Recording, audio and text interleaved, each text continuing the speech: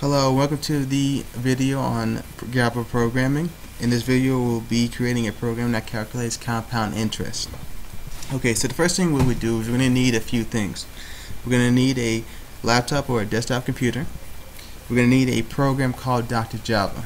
If you do not have this installed on a computer, you can always go to Google, search Dr. Java, and there are sites that can have you download it for free. And the last thing we're going to need is we're going to need the formula for compound interest.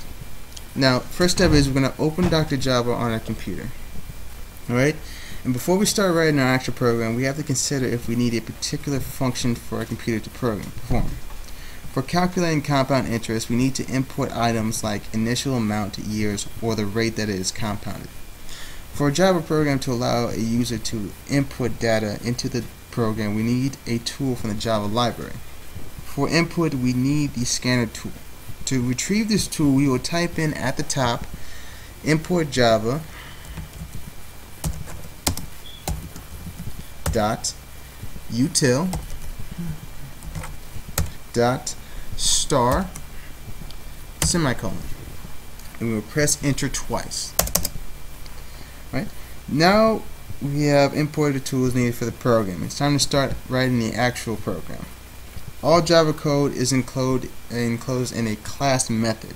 So we're going to type in public class, and the name of our program, we'll just call it compound interest, or we'll call it test. And we're going to type in two braces.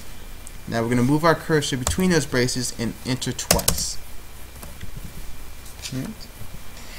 Alright, now we need to declare a main method within this method. We will write the algorithm. So we can write the algorithm. Since we only need the program to display our results, we just need to use the void function. So we'll type in public static void main string within the parentheses arc, and another set of brackets. Move your cursor between the brackets and press enter twice. Now inside the main method we will write our algorithm. We need our computer to allow us to input data into the program. We will finally use the scanner tool, telling the computer that we are now ready to use that tool. We need to come up with a name for the scanner because we were using it more than once throughout the program. Let's call it console. We type in scanner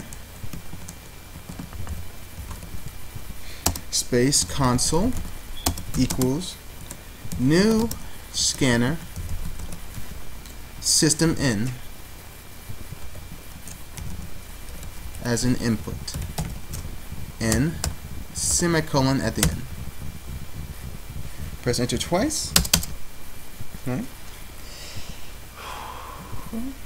We tell the computer what we want input, but we need to tell the user when to enter the data. It helps the user to know at what time he or she needs to enter this input. So we will display a message telling the user what to enter.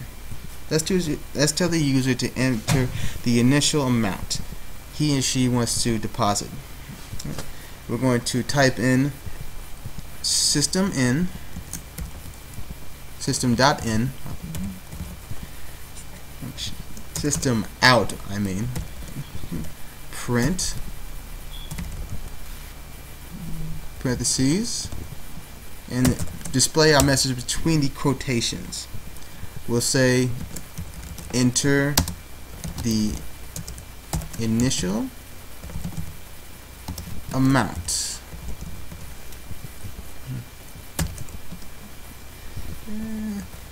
and semicolon at the end. The system out print method will display the text between the parentheses and quotations. Whenever we want to input data in a program, we have to reserve a space in the program for the data to be used. This can be achieved by declaring a variable. To declare a variable, we need to consider, is it a whole number or a number with a decimal place? For whole numbers, we will use the int declaration. Or for a number with a decimal place, we will use the double declaration. There may be a time when you want to add change to your initial amount deposit, so we will make this a double and call the variable initial amount.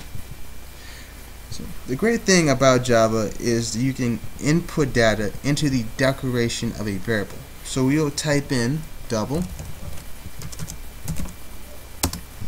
initial amount as our variable equals console dot next double parentheses semicolon.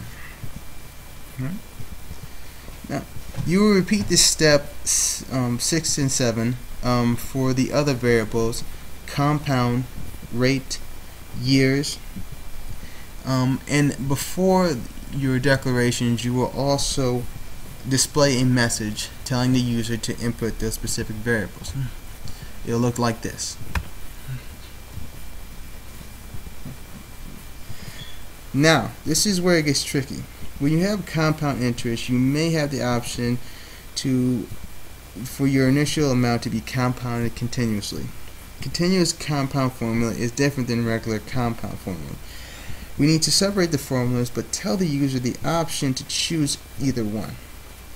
To tackle this challenge, we will create an if-else statement.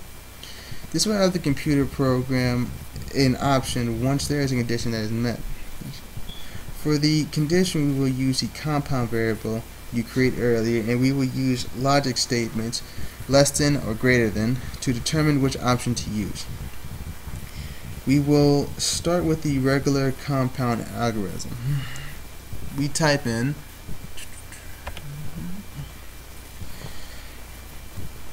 if compound is greater than 0.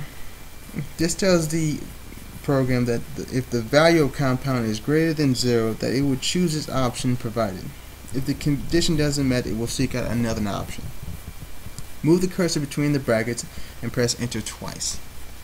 Between the brackets, we will type in the compound interest formula and enter the results into another variable that we will declare. First, we will declare the variable. We will call it amount, and since this number might have decimal place, we will make it a double variable. As we declare the variable, we can have the formula input results into the newly declared variable. We can type as double amount equals initial amount times mathpy in parentheses 1 plus and another set of parentheses rate divided by power variables, close parentheses, comma, years times compound, close parentheses, semicolon. The power method is used to raise a number or numbers to certain exponent.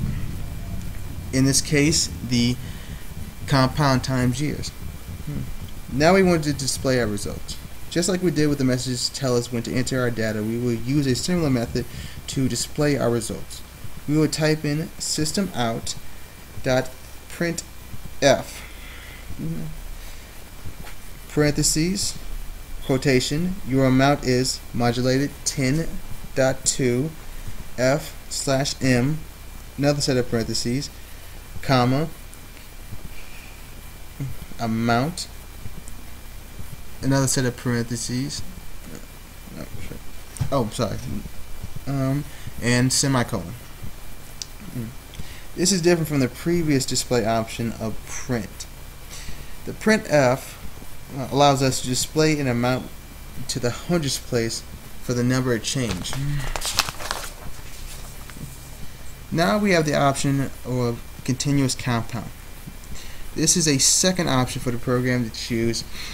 We will begin the option with an else-if statement, like this. Meaning, if not the last, then this one may apply. It's just like the last condition. You'll type in else if compound is equivalent to 0. In this case, you will use 2 equal signs. As this is a condition, you need 2 of them. If you only use one, that means that you are declaring a variable, but in this case we're not. So we use 2 equal signs. Alright, now between the brackets of the if-else, we're going to also again declare the amount variable. Alright, we're going to enter double amount is equivalent to initial amount times MathPal. Bring in the parentheses math.e, which is the natural log variable, comma, rate times years, close parentheses, semicolon. And once again, we will display our message like we did before in the if statement. System out.printf, parentheses, quotation, your amount is modulate 10.2f/m, close quotations, comma, amount, parentheses, semicolon. There is always a chance that someone could input the wrong information. So we will input another condition called the else. We will type in else, like so.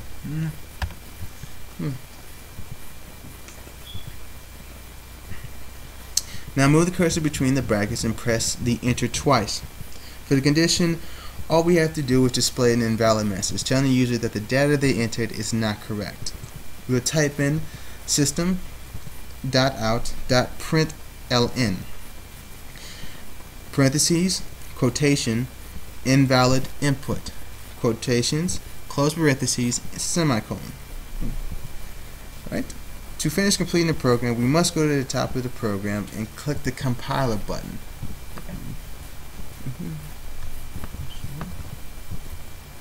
I am just going to close the rest of these programs, and I only need one.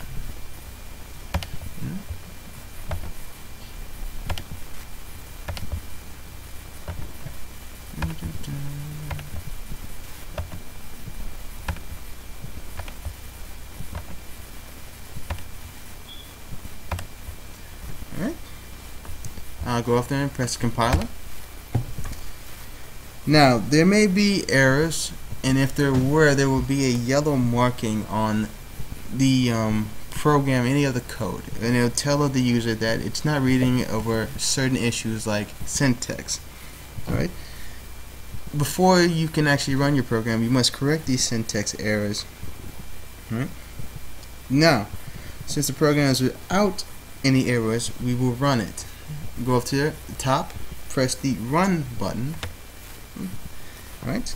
And now we will enter our data into the computer. We'll type in for initial amount 3,000. Right? For the number of times we want compounded, we will enter quarterly and just enter 4. Right? And for the rate, we'll enter 5% or 0.05. And for the number of years after deposit, we will enter 5. And there it is.